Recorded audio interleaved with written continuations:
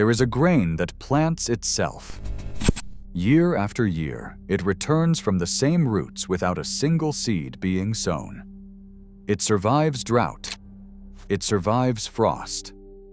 It grows in soil so poor that modern crops would wither in weeks. For thousands of years, it fed entire civilizations with almost no labor. Farmers planted it once and harvested it for generations. Then it disappeared. Not because it stopped working, not because something better replaced it. It vanished because a crop that grows forever cannot be sold every season. And today, as crops fail under drought and soil exhaustion, its absence is costing us more than we realize. This is the grain they made farmers forget. Imagine a field that fills itself. No plowing in spring, no scattering seed, no purchasing inputs from distant merchants. Just a harvest, year after year, rising from roots that never die. This was not fantasy. This was agriculture before agriculture became an industry. There was a grain that did exactly this. It grew back from the same root system season after season. It tolerated frost that killed wheat. It endured dry spells that withered barley. It flourished in rocky, nutrient-poor soils where other cereals refused to germinate. For the communities that depended on it, this grain was not just food, it was freedom. Freedom from the uncertainty of failed plantings, freedom from the labor of annual cultivation, freedom from dependence on anyone who controlled seeds or land. A plant this resilient, this generous, this automatic should have become the foundation of global agriculture. Instead, it was erased from mainstream farming and pushed to the margins of memory. The question is not whether this grain existed. The question is why you have never heard of it. This is perennial millet, a grain that defied the basic rules of farming by refusing to die at the end of each season. Most cereal crops are annuals. They sprout, mature, produce seed, and perish within a single year. Farmers must save or buy seed and begin again every spring. Perennial millet followed a different path. Its root systems plunged deep into the earth, surviving winter cold and summer drought. When conditions allowed, the plant simply resumed growth from where it left off. One planting could yield harvests for 5 years, sometimes 10. The roots did not just persist. They improved the soil around them, preventing erosion and cycling nutrients back into the ground. Archaeological evidence places early millet cultivation in northern China more than 8,000 years ago. From there, it spread westward across the steppes of Central Asia and into the highlands of Eastern Europe. Ancient farmers embraced it not because it was exotic, but because it was dependable. It asked for nothing and returned everything. But that dependability, it turns out, was precisely what made it dangerous to certain interests. In ancient China, millet was the first domesticated grain. Long before rice paddies dominated the South, northern farmers built their lives around millet. The Yangshao culture, flourishing 6,000 years ago, stored it in clay jars and ground it into porridge that sustained entire villages through brutal winters. Nomadic tribes across Central Asia carried perennial millet as living insurance. They planted in one valley, moved with their herds, and returned months later to a waiting harvest. The grain demanded nothing from them except patience.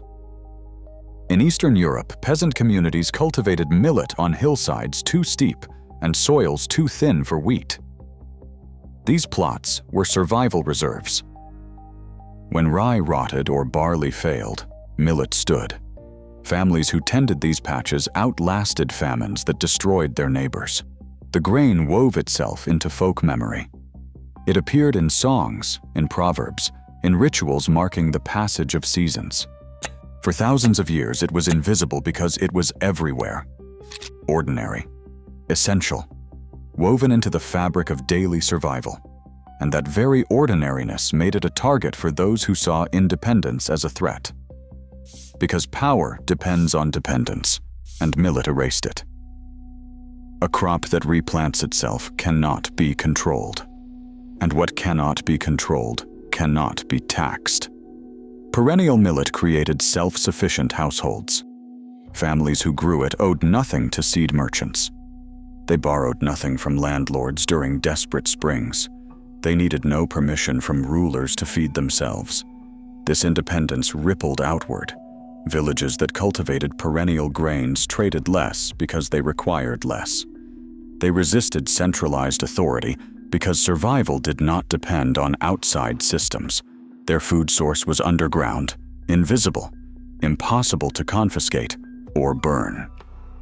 For empires built on grain taxes and controlled food supplies, this was a serious problem.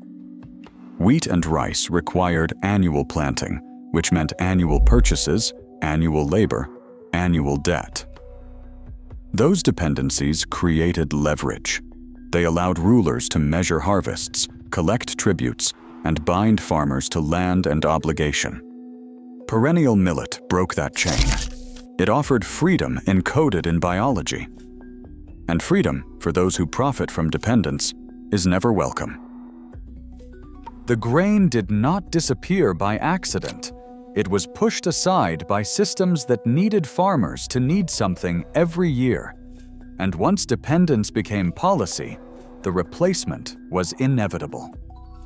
If you want more forgotten histories like this one, consider subscribing to keep these stories alive. The shift happened gradually, across centuries, guided by policy rather than preference. In China, imperial administrations promoted wet rice cultivation in fertile lowlands. Farmers who adopted rice received tax relief. Those who clung to millet faced rising levies on marginal lands. The incentives were clear: abandon the old grain or pay the price. In Europe, feudal estates consolidated scattered peasant plots into managed fields. Perennial millet patches were plowed under to make room for uniform wheat plantings. Grain laws dictated which crops could be sold at market. Millet rarely appeared on approved lists. Annual crops generated annual revenue. Seed merchants profited each spring. Landlords collected rent tied to planting cycles. Tax collectors measured wealth in bushels that arrived on schedule. The entire system demanded repetition. Perennial millet fit none of these systems. It could not be commodified. It could not be controlled. It could not be predicted, packaged, or profited from in ways that satisfied emerging agricultural economies. So it was replaced, not by something better, but by something more obedient. And once the replacement began, culture finished the rest. The final stage of erasure was cultural. Perennial millet became a symbol of backwardness. Agricultural reformers in Europe and Asia labeled it primitive. Extension agents promoted modern wheat varieties as signs of progress. Farmers who grew millet were seen as stubborn relics clinging to outdated ways. Trade routes shifted toward port cities optimized for wheat and rice export. Millet had no place in global commodity markets. It could not be shipped in bulk, stored in industrial silos, or processed in mechanized mills. Within a few generations, knowledge of perennial varieties faded. Farmers forgot which cultivars returned on their own. They forgot which roots survived frost. They forgot that their ancestors had eaten for free what they now purchased every season. The grain slipped out of memory, not because it failed, but because it succeeded without generating profit. Not because it was weak, but because its strength threatened the economics of control. Yet erasure is never complete. In the margins, in the forgotten places, something always survives. In remote corners of Central Asia, perennial grains still grow. In highland villages across Ethiopia and the Caucasus, farmers maintain varieties passed down for generations. The genetics endured where attention did not reach. Now scientists are looking again. Research institutions across 3 continents are studying perennial grains as answers to climate collapse and soil degradation. Crops that do not require annual tilling prevent erosion. Roots that persist year-round sequester carbon and retain moisture. Fields that replant themselves eliminate dependence on corporate seed supplies. Early trials show perennial systems reducing input costs by up to 50% while maintaining competitive yields. In a world facing drought, topsoil loss, and rising fertilizer prices, the economics are shifting. The same qualities that made perennial millet dangerous to empires now make it essential for survival. It needs no purchase. It needs no permission. It simply grows, returns, and feeds. They called it primitive. They erased it from policy and memory. But the roots never died. They waited underground for the world to remember what it forgot. That time has come.